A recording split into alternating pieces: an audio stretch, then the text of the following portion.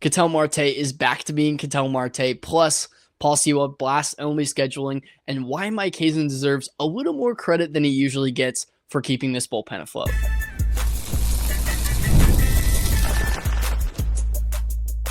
You are Locked On Diamondbacks, your daily Arizona Diamondbacks podcast, part of the Locked On Podcast Network, your team every day. Hello and welcome to Locked On Diamondbacks, part of the Locked On Podcast Network, your team every day. I'm your host, George Lund, and today's episode is brought to you by FanDuel. The biggest stage in world soccer is here. Let there be goals on FanDuel. Visit FanDuel.com to get started right now. Now, in this episode, it's not really crushing news, but I really wanted to talk about Ketel Marte. Obviously, a little less than a month ago, all the rumors swirling, all the things going on him about he's not a team player, he's a locker room cancer, and him skipping a game meant he didn't take things seriously, and all these different things that were thrown at him for being Arizona's star player. And then some of the national media started to pick up. Bob Nightingale had tweeted that the Diamondbacks were frustrated with him, and I just thought it was all mumbo jumbo, and I couldn't believe that people were trying to turn on Ketel Marte when all he's done over the last 6, 7, 8 years or however long he's been with the team has been really the staple of the Arizona Diamondbacks. He is the Arizona Diamondbacks, and Arizona isn't New York. It's not Chicago. It's not, one of these big locations where all these high-end free agents want to come to. So for a star player to want to stick with the Diamondbacks, it's a big thing. And I thought it was really frustrating that people were getting on him, especially when he's been one of their more reliable players. There's been injuries here or there. There was last year where he was out for a couple games, but Ketel Marte is not 25 years old anymore. He needs a game here or there. So I thought I'd just throw out an update, because even beyond just the locker room things, the behind the scenes things, some people have been talking about, in the national media, his play this season. I saw an article, June 24th, the Diamondbacks need Ketel Marte to start carrying his weight. And the gist of the article was that he's having this down year and that he needs to start doing his weight because the Diamondbacks aren't playing to where they want to be. Now, for anybody that's watched the Diamondbacks this year, it's more of a Geraldo Perdomo issue. They have all this pitching and all these injuries. Corbin Burnes was supposed to be a big part of this team. Nolan Arenado's sort of fallen down recently. They had a giant hole at first base with Pavin Smith and Carlos Santana, thinking that was a good signing. Now he's DFA'd. So there's so many more problems than Ketel Marte, but for some reason the national media points to Ketel Marte because he's not, he didn't have the best start to his season. But I just wanted to give a little bit of a statistics update. Since June 9th, which was his 3-hit game against the Marlins and about, 2 series removed from that Dodgers series where everybody was getting really mad at him. 339 average, which is 23rd among MLB qualifiers. A 397 on base percentage, 532 slug, 158 WRC plus, 8 extra base hits, 2 home runs, and an 8.8 K percentage, which is the 14th lowest in Major League Baseball. And I thought on top of that, let's look at his underlying numbers. Has he been lucky? Has he been unlucky? Obviously, he had this bad start to the season, and you're seeing between June and the late parts of May that he started to pull it together a little bit. He's 94th percentile in expected batting average at 302, and he's 94th percentile in expected slugging at 534. His actual average is 265. That's a giant gap. That's the 13th largest gap in Major League Baseball between expected and actual batting average. So there's even room to say that he's been unlucky this year, and that was a big reason for his slow start to the season. Now, of course, the chase numbers have not been as good this year. He's about 5 or 6% chasing more pitches outside the zone than he usually does throughout his career in the last few seasons when he's hit a lot of home runs. And I also understand that the home runs have not come just yet. He can be a 30 home run guy, and he's only got about 13 right now. But you're seeing it come as of late, especially when he faces left-handed pitching. He hasn't done it as much against right-handed pitching, which is another story. The Diamondbacks as a whole haven't been good against right-handed pitching. So maybe there's a little to be said that if they add somebody who can hit right-handed pitching within their lineup, it'll help guys like Carroll and Marte.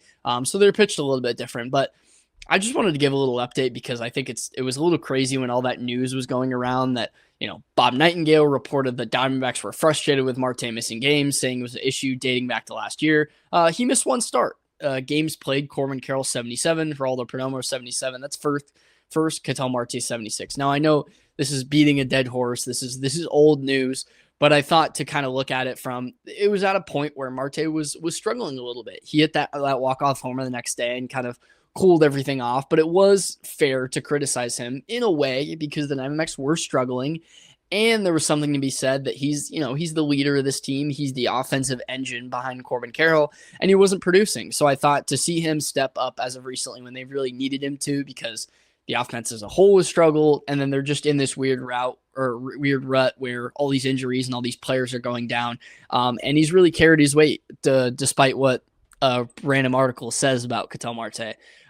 Even, like I said, some of his expected numbers, they've been fantastic. I mean, look at the XBA, the barrel numbers, hard hit numbers, bat speeds. You like a lot of red in that section. That's what you really like to see.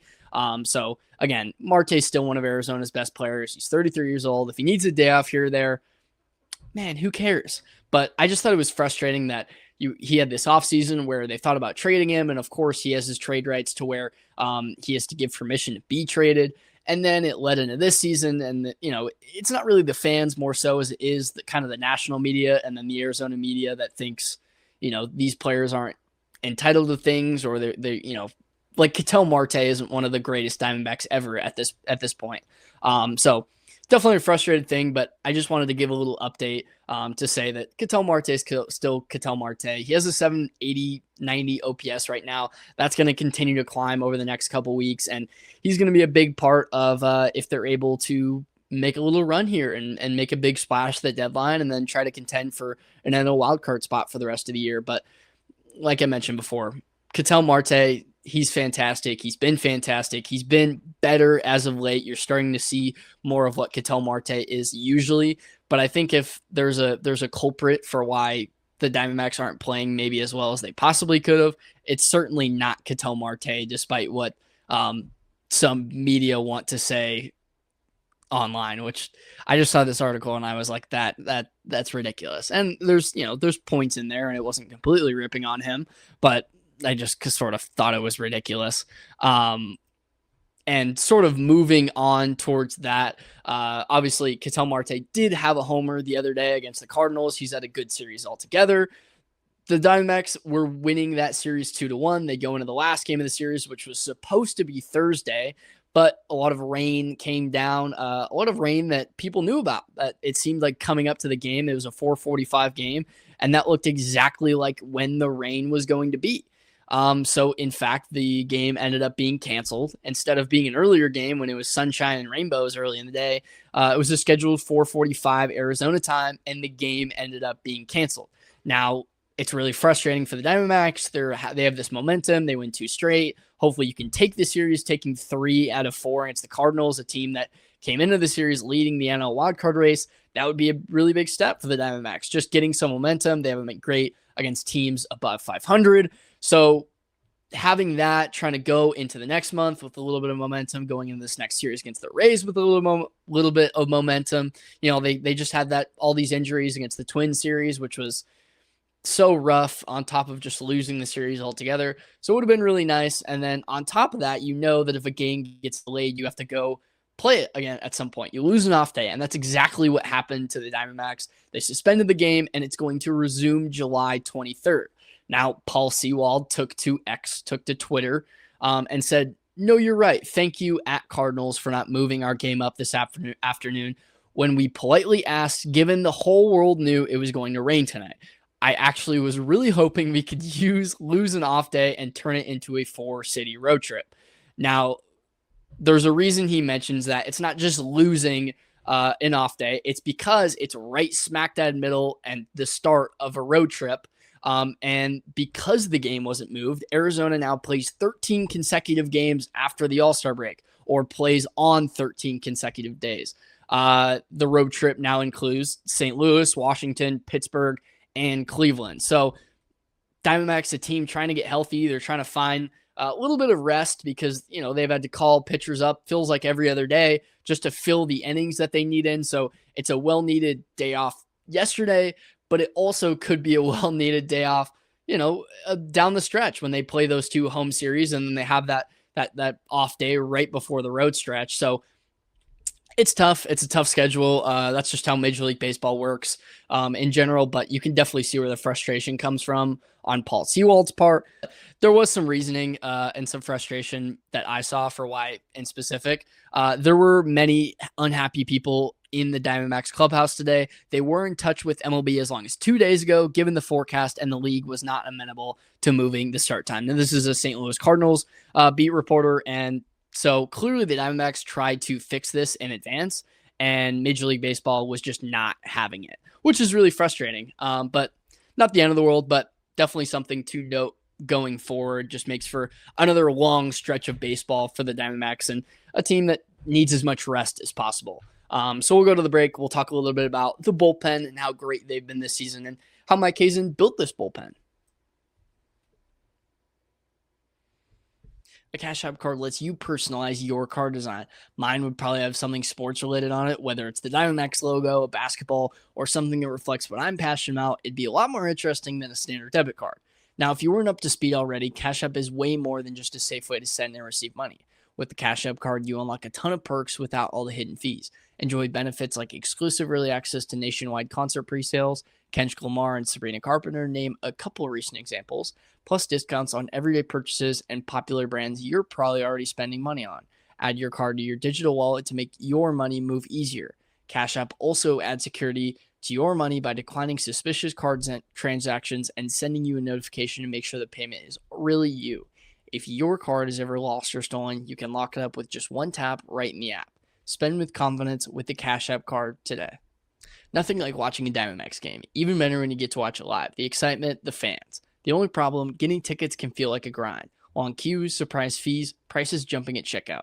That's where there's Game Time. The Game Time app gives fans the advantage with constant innovation. It's how you unlock amazing tickets and experience in just a few taps. It's simple to use. The Game Time guarantee means you get 100% authentic tickets, delivered on time at the best price. And here's the best part. Fees are included in the price you see. What you see is what you pay, period. The seat's view feature is huge. I can see the panoramic view from my exact seat before you buy. No hidden walls that are going to surprise you, just what you see.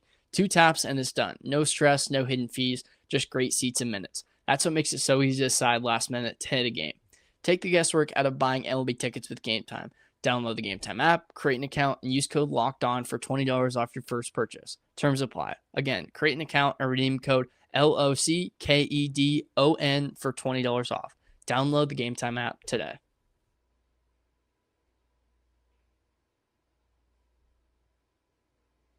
Welcome back. I want to talk a little bit about the bullpen, and we just heard from Paul Sewald and some of his frustrations for a game being moved back. Makes for a tougher road stretch going forward.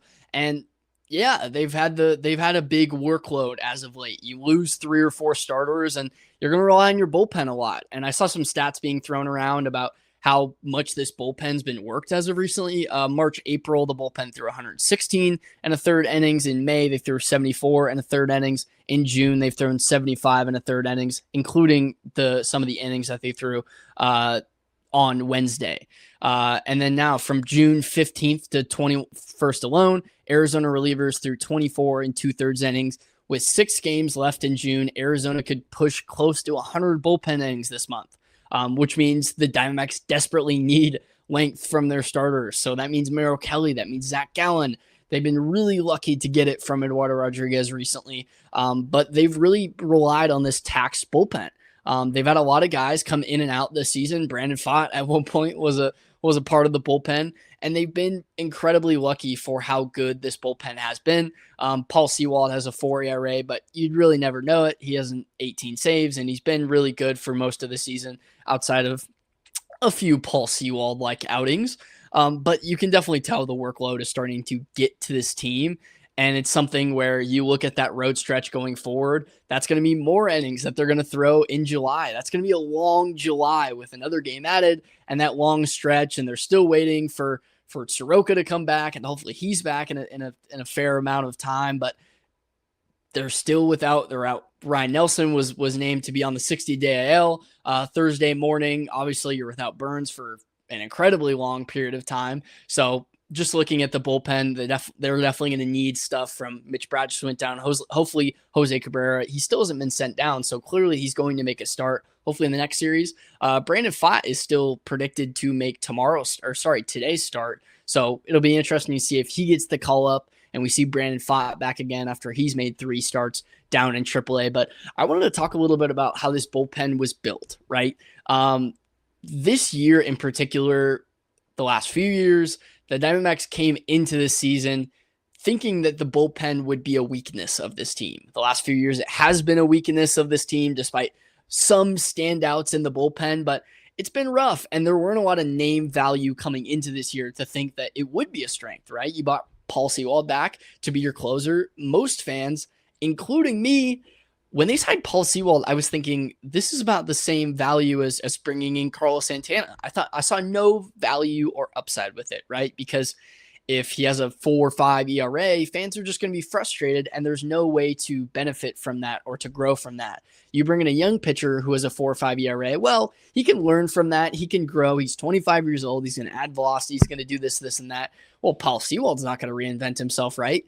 Paul Sewald did just that. I couldn't have been more wrong about a player than I was Paul Sewald. Now, we say this, and he has a 4 ERA, which isn't great, and he almost blew a save the other night. But I'm trying to erase my memory from that specific outing where he's had around a 3.5 ERA. He's top of the MLB in saves, about, in that top 5 range. So he's been great. And then just some of the other additions that Mike Hazen's made for this bullpen, I think he deserves some credit for. Mike Hazen doesn't get a lot of credit around here. People are constantly frustrated with him, which I totally understand in the same regard. I think Mike Hazen's had plenty of mistakes in terms of just additions, trades, subtractions, guys he's paid, guys he hasn't paid, whatever the case is. But I think he deserves a lot of credit, especially keeping them afloat, because coming into this year, Justin Martinez and AJ Puck were probably considered the 2 best relievers, and they haven't had them, and they probably won't have them for a large part of this year. And the Diamondbacks have one of the best bullpens in baseball. Now, the ERA won't show it because, like I mentioned, some guys like Brandon Pfaadt have pitched out of the bullpen, and they've been horrible out of the bullpen. They've had a lot of journey guys. Gilbert Diaz came in for an outing against the Twins, gave up 7 earned runs just in his first outing, and then got DFA'd. So, there's some to say that they've inflated their numbers. But for the most part, this unit's been phenomenal. Despite losing Justin Martinez, AJ Puck, and multiple other relievers, 6 relievers own ERAs below 3 with at least 18 innings.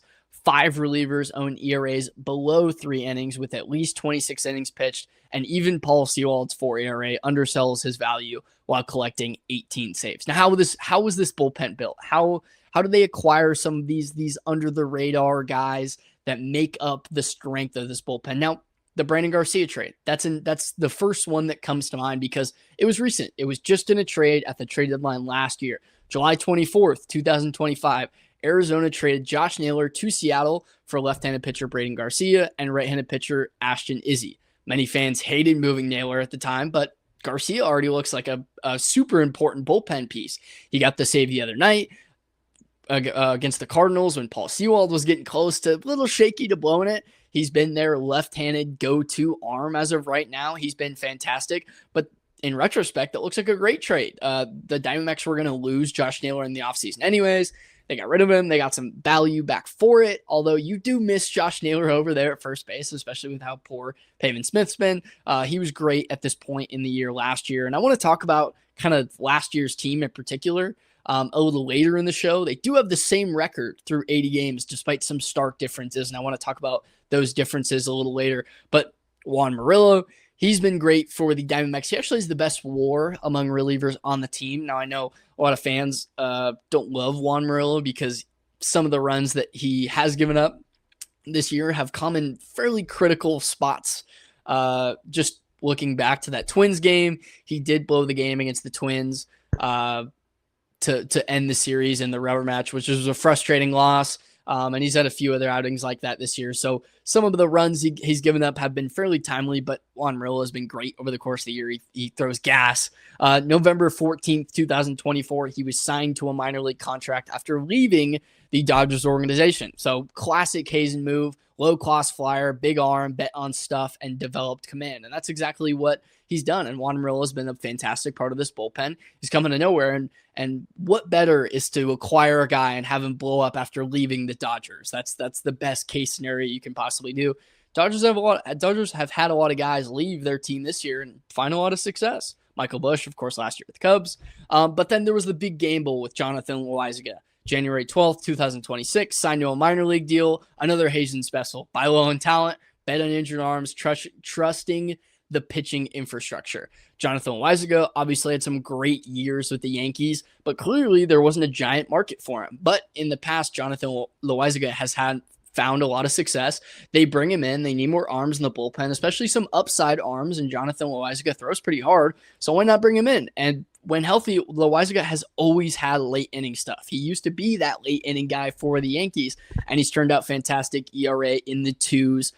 Just three of those guys altogether, low flyer guys. You get out of nowhere. A lot of people aren't expecting a lot of things from those guys, and they've been the biggest parts of this team so far.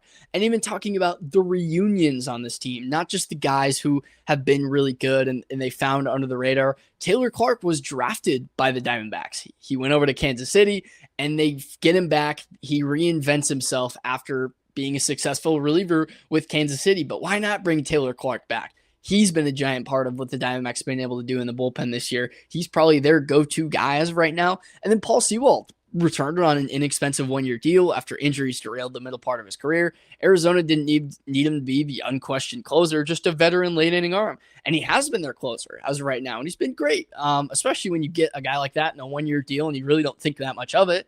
If he's good, he's good. If he's not, you DFA him, and he's been great. I know he hasn't had his best outings as of late.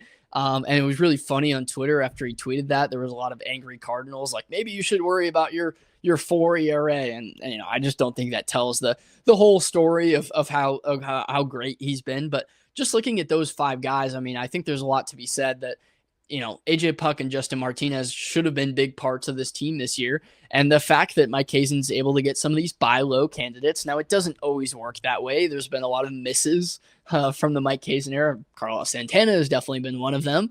But I think he definitely has an eye for pitching, and usually should be the easiest position to find under the radar guys when it comes to pitchers, because there's all different ways to reinvent yourself as a pitcher. Michael Soroka is a great example of that. So I think he deserves a little more credit than he gets. I know, it almost feels like the trend just to trash on your general manager, no matter what team you are.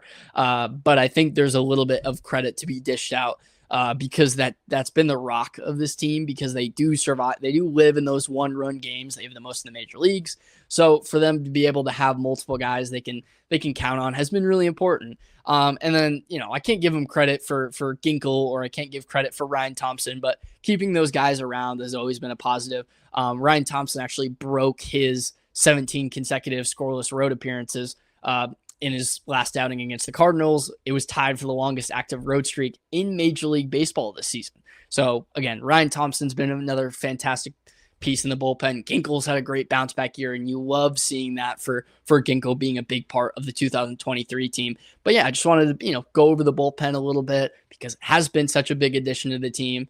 And then but after the break, I want to talk a little bit mid-season check-in. Diamondbacks are through 80 games. How good has this team been? What do the grades look like? I might continue it in another episode, but I do want to talk a little bit about it before we move on in the next episode. The biggest stage in world soccer is here, and every match feels like it has potential for a memorable moment. One goal can completely change the energy of a game, shift momentum, and alter the outcome in an instant. That's what makes tournament soccer so exciting, from the opening whistle to the final kick. Now, FanDuel is giving fans another reason to stay locked in. Every match with every goal pays. Bet on a match and get bonus bets for every goal scored in that match. More goals mean more bonus bets. All you have to do is turn on your token. That's what I love about these tournaments. You can turn on a match between teams you don't normally follow, and suddenly one goal changes everything. The tension builds so quickly that you're invested before you even realize it.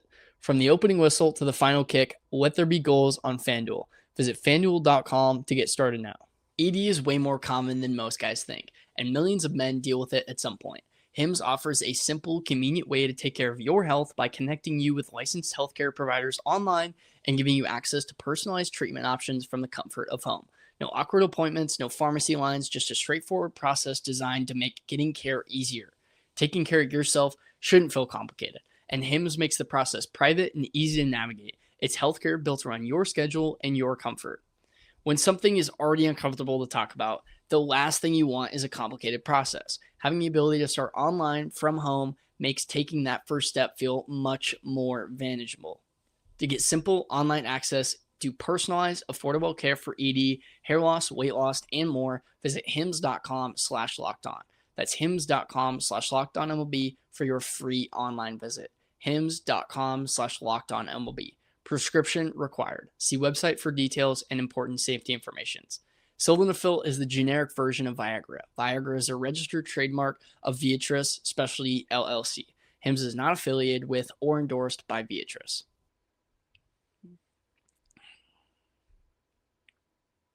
Welcome back. I want to do a little quick mid-season check-in. Obviously, it's a topic of discussion every year. Where were the Diamondbacks at this point last year? What are the grades for this team? How have they performed? Have they underperformed? What are the expectations going forward? Well, right now, the Diamondbacks sit at 41-39. It's actually the same exact record they had last season. Some of their playoff odds right now, per Fangraphs, they have an 0.02% chance to win the NL West. Feels like the Dodgers are just the runaway favorites right now. The Padres and the Diamondbacks are certainly floating around the NL wildcard race, but they're certainly not going to catch the Dodgers. I won't never say never, but as of right now, it would shock me if with the amount of money the Dodgers have spent on that team, they weren't able to win the division. I really hope it does happen. That would be laughable. I sure would get a good kick out of that, but it just looks out of the realm of possibilities. I think if the Diamondbacks were completely healthy, I think there would be a fantastic chance they'd be able to run the table and make it competitive in the NL West race, but I just don't see it happening. And then per Fangraphs, they have a 28.4% chance to make the playoffs. In my eyes, things could be a lot worse. There's a lot of frustrations that surround this team. We talked about Mike Hazen, the frustrations around him, the frustrations around Torey Lovullo, but I just think this team, this organization has been dealt a bad hand as of right now. Corbin Burnes, you pay him all that money. He looks like he's supposed to be the ace for this team, injured. AJ Puck, looks like your closer, injured. Justin Martinez, high-end, young pitcher that throws gas, injured. Jordan Lawlar, top 5 prospect, been injured. Michael Soroka, you finally found a gem. Look, he might be an all-star, injured. Eduardo Rodriguez having this bounce-back year. That's been fantastic. Zach Gallen, Merrill Kelly. Let's bring these two guys back from our 2023 team. Kelly, we get our number 14 overall prospect for last year at the trade deadline. We bring Kelly back. Seems like such a strategic move. Get Zach Gallen on a 1 year. He can prove himself. He's on a contract year, so it feels like he's going to want to prove himself, right? Both been terrible. Now, I think there are a few moves that stand out where you can't point to luck. Carlos Santana, there was virtually no value in acquiring Carlos Santana over the offseason. To leave a hole at first base like they did, and your only option is really Pavin Smith. That's really frustrating. You bring in Nolan Arenado. I thought that was a fantastic addition. He was great at the beginning of the year. He's tailed off a little bit. But I think there's a lot to be said that the organization as a whole has been dealt a bad hand, right? Geraldo Perdomo coming off an MVP type season, and he's been incredibly down. So I think there's more to point to than just, this is Torey's fault. This is Hazen's fault. This is Ketel Marte's fault. There's so much more to be had on this team. But I think when you look at last year's team and you try to put things into perspective, I came into this year with really low expectations onto the Diamondbacks. I thought, how could the Diamondbacks at this point last year be sellers at the trade deadline? And they had guys like Eugenio Suarez, Josh Naylor, Corbin Carroll was top 10 in WAR for offensive players. And they still were sellers at the deadline. Merrill Kelly was good. Last year, at this point, this team had 3 players in the top 30 in offensive WAR. Merrill Kelly was among the pitching WAR leaders in the top 30. Josh Naylor had a 1.4 WAR already, and Eugenio Suarez already had 25 home runs. So there was so much talent on last year's team. Now, I know it was more than just that, right? The bullpen was not great. The rotation 1 through 5 wasn't great. There were a lot of holes around this team. It wasn't just, oh, look at the good. There was no bad. There was plenty of bad with last year's team. That's why they ended up becoming sellers at the deadline. They had to move on from Naylor and Eugenio Suarez and break up a little bit of that core of their injuries. But I think there's something to be said that this year's team lost Naylor. They lost Suarez. Kelly struggled. Injuries have piled up. And yet Arizona still sits above 500 and remains in the wild card race. There's a good chance that in the back half of the season, they get a lot of those guys back from injury and they have more of a complete team. But I just look around and I think for how bad this offense has been, how slow starting Ketel Marte's been, Geraldo Perdomo hasn't exactly figured it out right now. Pavin Smith was great in the second half of the year. He hasn't been great at all for them.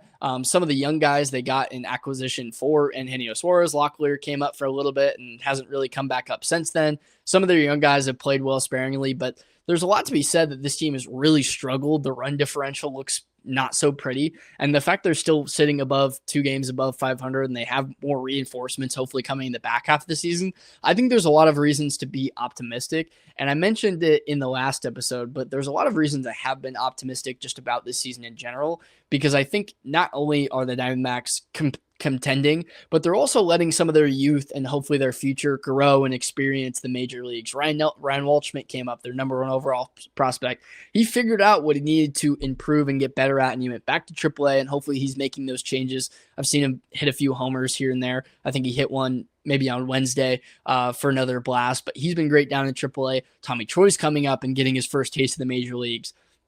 Jose Cabrera, Mitch Bratt, Lou James Groover's played a lot of first base because they needed him to play a lot of first base because they thought Carlos Santana was going to be their starting first baseman. They've had a lot of guys come up, be successful, not so successful, but I think they've mixed in the youth and the future to this team, and I think that's a really big part of how you team build and how you stay competitive. It's how the Dodgers have stayed competitive every year. They have this super competitive team, but they've been able to mix in young guys here and there, and then they blossom into really good players just out of nowhere. And that's what they continue to do. That's what good organizations do. Some organizations don't do that. They spend a ton of money and they think that's going to fix all their problems.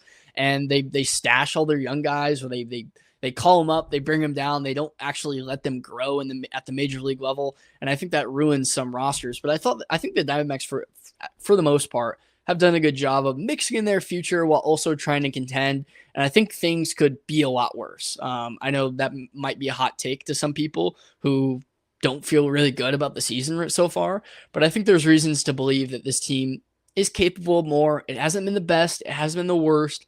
I think I'd give maybe the season through 80 games, I think I'd give it a B-. And that, of course, factors into all the injuries they've had and just what they lost in the offseason. It had the big task of replacing. It wasn't Moneyball, Jason Giambi, and Johnny Damon. So it wasn't that. But to be said, I mean, you lose Josh Naylor and Eugenio Suarez. And Eugenio Suarez was a 50-homer guy last year. Josh Naylor lit it up in the postseason and was, he's a 2-3 WAR kind of player. Arenado's been good. First base hasn't been good, and yet they still sit 2 games above 500. So that's it for me today on Locked On Diamondbacks. Thank you again for tuning into Locked On Diamondbacks. Hope you come back tomorrow. We'll talk a little bit about the Rays series. Want to see how that matchup presents itself. Junior Caminero had about 4 homers in his previous series, coming off a 3-homer game. So we'll talk about how the Diamondbacks are able to shut him down. We'll talk about Zach Gallen a little bit. Actually, I'm not too sure if Zach Gallen's going to pitch because he was going to pitch today for the game against the Cardinals. So maybe they move him up today and he pitches tomorrow. I'm not too sure yet. It seemed like Brandon Pfaadt was going to pitch this game, but if that's the case, we'll talk about Brandon Pfaadt. We'll talk about Max Kepler's debut. He was supposed to make his debut Thursday against the Cardinals, but of course with the rain delay, he's not going to make his debut. We'll talk about some of the young guys and how they've been playing as of recently. I want to talk about Geraldo Perdomo, what's next for him, how he continues to struggle, and what some of those fixes could look like. But make sure you subscribe to Locked On Diamondbacks and follow the podcast so you get all the latest episodes. Follow me at G1 Media on X, posting every day on there. Follow all our different accounts, YouTube, TikTok, Facebook, Instagram. If you never miss an episode, the Everydayer Club is built for you. Get Locked On Diamondbacks ad-free, plus member-only Discord access and more. Head to lockedondiamondbacks.supercast.com to join the club. For those of you on video, we send you to the first ever 24/7 National Locked On Podcast Network YouTube channel. On audio for your second listen, go check out Locked On MLB. Thank you guys again for listening. Goodbye.